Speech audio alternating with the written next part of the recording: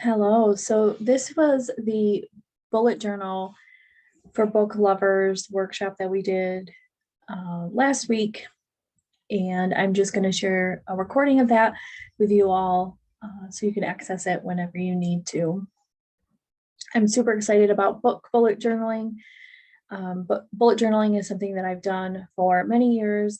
And I recently discovered bullet journaling for book lovers, and it's something that I really, really enjoy doing, and I hope that you love it too. So we're going to get started by talking about what is a book bullet journal and why would you create one. We're going to go over what kinds of things you can record, how you record them, and what do you need to get started.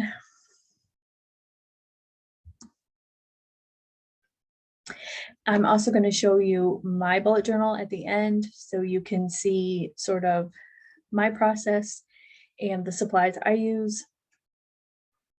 And you can ask any questions too. So a book bullet journal is really just a journal that you're going to use to log whatever it is about books you want throughout the year. So you can log the titles of the books you read, track your reading goals, keep track of any statistics you can think of about reading. Think of it as sort of like Goodreads or Storygraph, but on paper. So many of you probably already use Goodreads or Storygraph to track reading. This is the same idea, but it's in a journal format. And there are many reasons why you would want to do this. I personally love it because it is a way to express creativity. Don't be intimidated by that part though. If you go on Pinterest and look at bullet journals and book bullet journaling specifically, you will see some really creative, really beautiful layouts. Don't be intimidated by that. I'm going to show you my bullet journal. I lean more towards simple, so it can be as simple or as creative and artistic as you want. It's a way for you to track your reading offline. So many people are moving from Goodreads to Storygraph, or just sort of migrating off online platforms altogether. It's just a way for you to continue tracking your reading goals, but in a creative, fun way.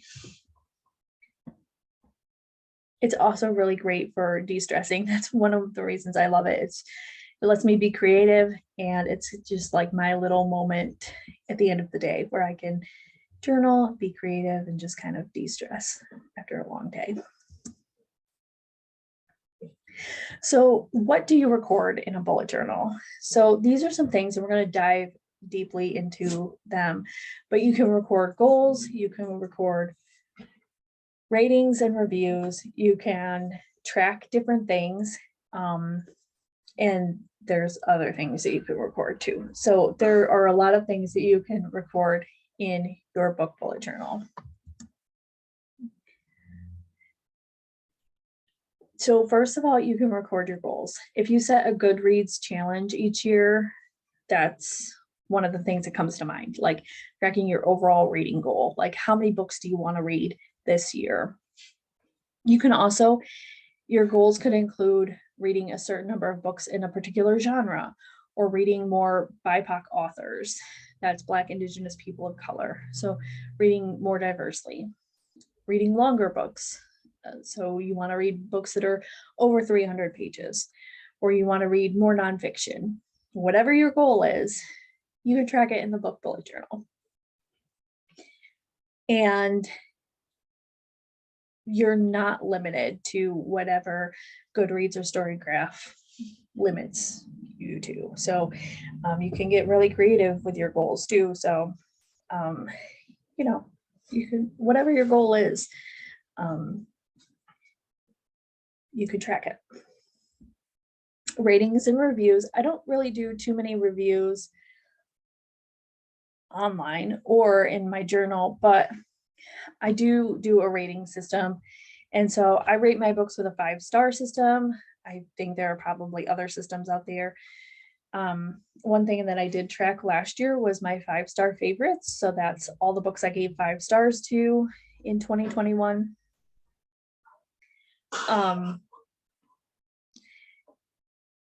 And that let me see for the year what books I gave 5 stars to. One thing that I do track is like favorite quotes from different books. So I have a little section in my journal for quotes, notes and quotes. I'll write down any quotes from that book or any book that I read that month that I really liked. Oops, I went backwards.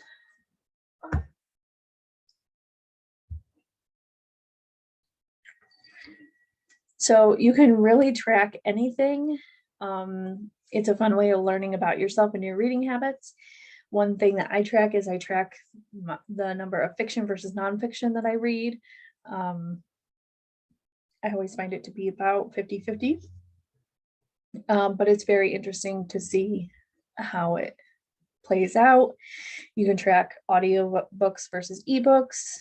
I also track books I read for book club. Genres, you can track different genres. One thing that I'm trying to do is read more widely. So I'm trying to add more romance and fantasy to my reading. So I track genres sometimes, and I track books that I add to my to be read list for the year. So you can really track anything you want, anything, whatever you can think of, you can track it. Other things that I see people track a lot is if they discover a new author that they really love, they'll add a list of all of their books, all of the books in that author's catalog, and then track their progress reading through the author's backlist. So if they start with a book,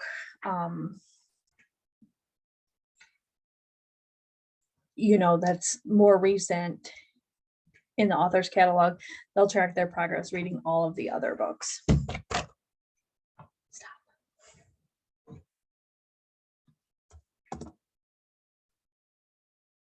So how to get started, you get your supplies. We're going to talk about supplies. I'll share with you some of my favorite supplies. Really, you just need a journal, some favorite pens, and a comfy spot. You're going to choose some layouts, and really it's just experimenting with what works for you. I'm going to share with you some tricks. It took me several tries to figure out what worked for me, but play around with it, have some fun, and start by figuring out what you're going to track. So if you know that you don't want to track, I don't know, say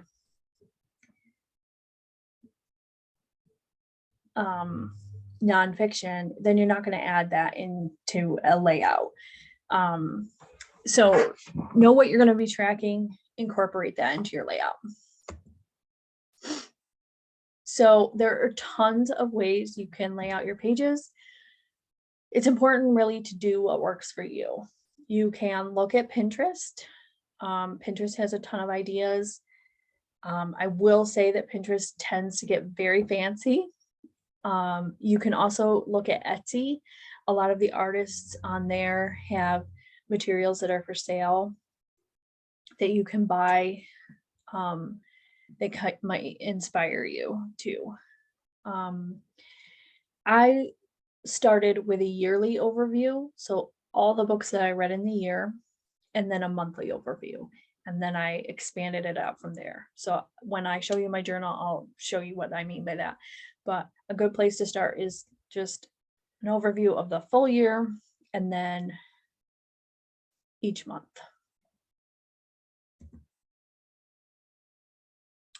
And then your supplies. So the journal of your choice. So figure out, do you want the dotted grids? Do you want lines? The pens you want, I use the Pilot V5 and the V7, and I use the Pigma Micron pens. I use colored markers. I think they're just the Crayola Super Tips Stickers, I'll show you my sticker books because they're amazing. You can use washi tape too. A pencil, I do everything in pencil first before I go over it with pen, and a ruler. You might want a ruler. I'm going to tell you, I don't have a ruler. I use a book of the month bookmark. So super fancy. So there is that. And now I'm going to show you, I'll show you my journal and, I'll show you my journal and give you some ideas on layout and stuff. So this is my journal, super simple. I think I got it at Walmart or Target. I do like the dotted grid line. So whatever works for you though. What I liked about this journal is that it had an index built into it. I'm going to turn off this light so you can see it better. It did have an index already built into it. So all I have to do is fill in the page number and then what's on that page.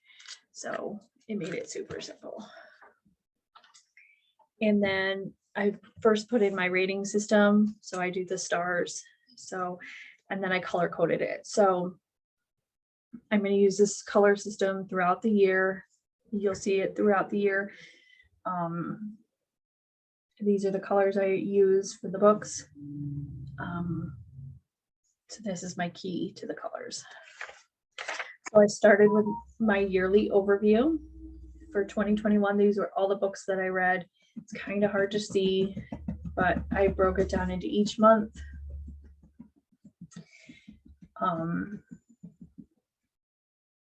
And I simply put the title. I only had room for the title, and I did put the how many stars I gave it here. In 2022, I'm abandoning the stars because I rate it over in the monthly overview, so I don't need it here. And it just kind of cluttered up the page.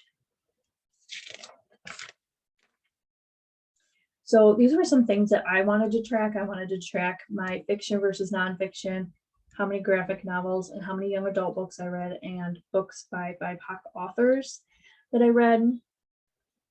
I didn't find this method super helpful though, so I changed it up for 2022. And that's something that you can do, whatever works for you. I sort of abandoned this halfway. It just wasn't working for me. I would forget to fill it in, or I would think, did I fill that in? So really whatever works for you. I added a ton of quotes from books that I love.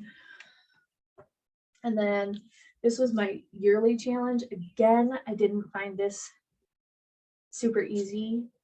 This was the whole yearly overview. The gray was my goal and blue was everything over my goal. I didn't find it super helpful to keep up with. I was forever counting boxes. So I'm going to show you how I modified that. Those are just my past Goodreads challenges. But then I started with the monthly overview. And so this is the book. The color in the box corresponds to the rating that you saw. And then I track the start date, the finish date in each of these boxes here. If I owned it, if I borrowed it from the library, if it was for True Crime Book Club, or if it was for a book of the month. And then I left space down below for notes and quotes. And I did that for every month. I have lots of quotes here. So I did that for every month. Here's December finished up. This is 2021 books that I added to my to be read list. Just never ending list. Book of the month, books that I've read.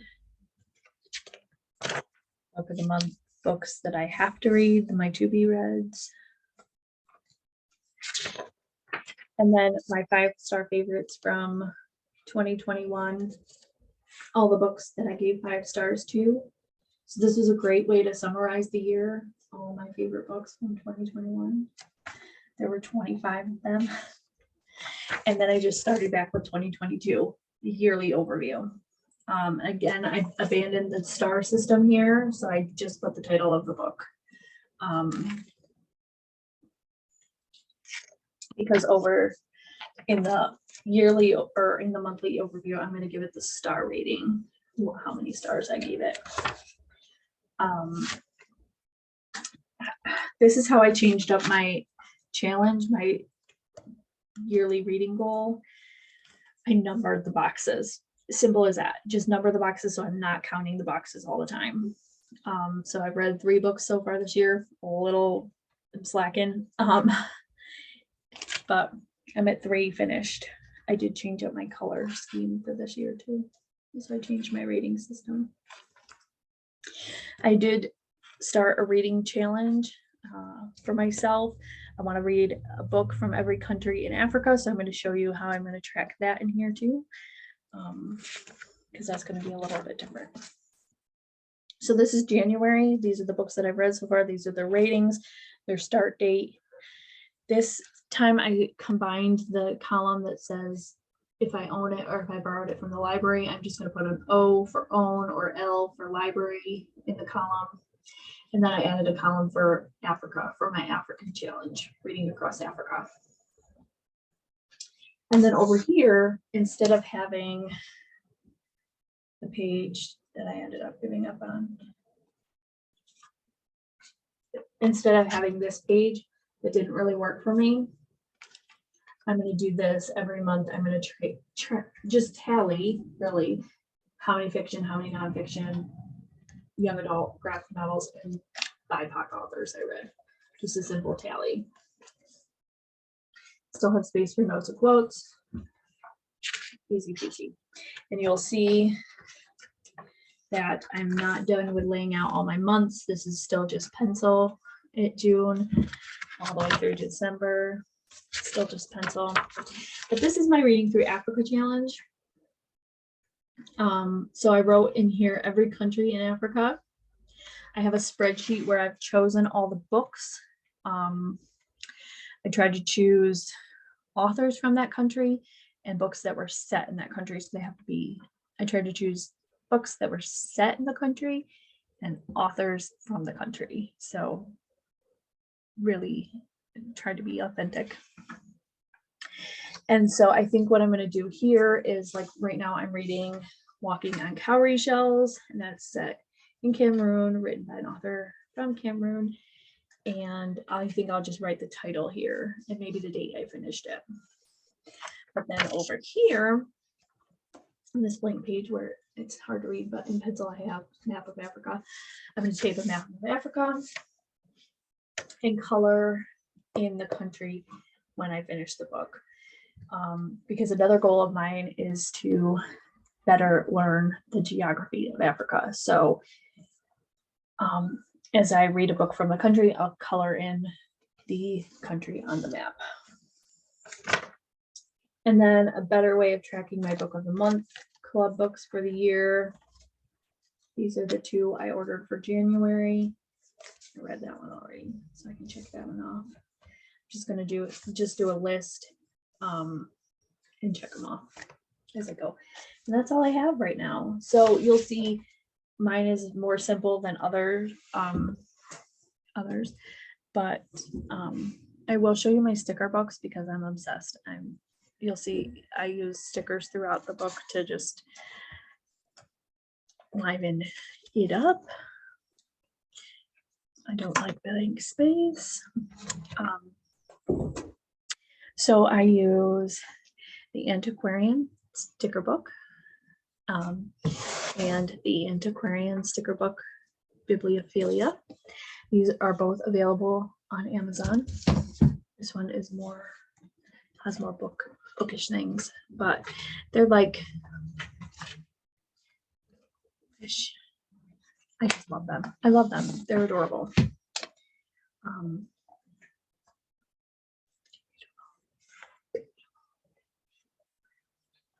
And they smell fabulous. So those are my sticker books. So if you're feeling intimidated by this process, you can also, there are book journals already started. You can purchase them on Amazon or wherever. One that I did see was a Rad reading journal. I follow her on TikTok. So this can help give you ideas too. So if you don't want to set up your own journal, just you can buy one too and fill it in. But it's a great way of tracking your progress, seeing how you do, developing reading habits, being creative, finding time for yourself, a little bit of self-care. Don't stress out about it. Have fun with it.